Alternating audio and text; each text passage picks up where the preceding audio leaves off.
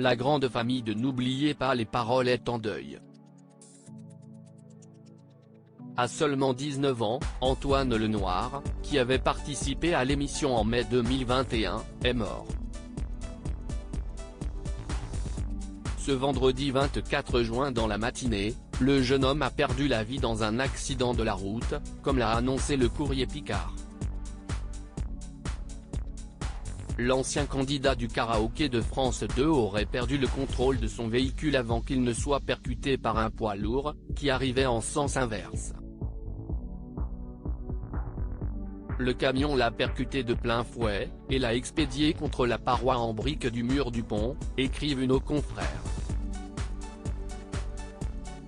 En arrêt cardio-respiratoire, la victime a été sortie en urgence de sa voiture par un automobiliste qui lui a fait un massage cardiaque.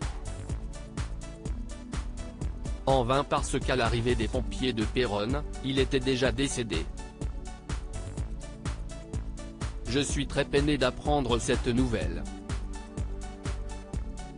Je l'ai eu comme élève quand j'étais enseignant.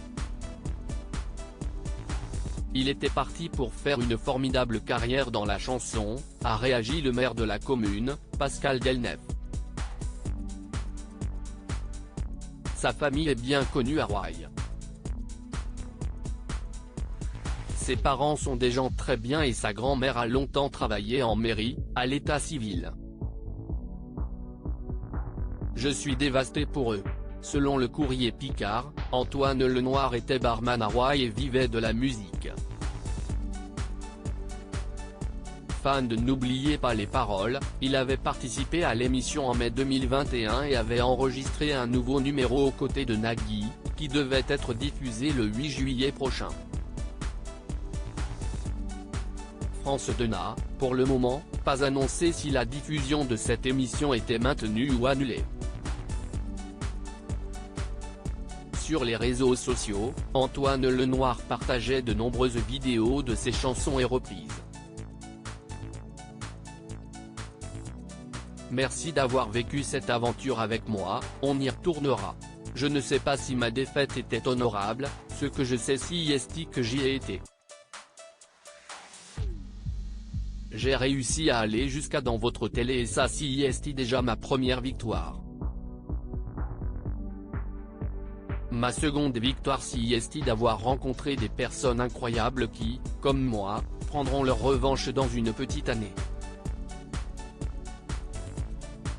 Tant d'autres choses me permettent de dire qu'aller sur le plateau était déjà une victoire, écrivait le jeune homme après la diffusion de son passage dans N'oubliez pas les paroles.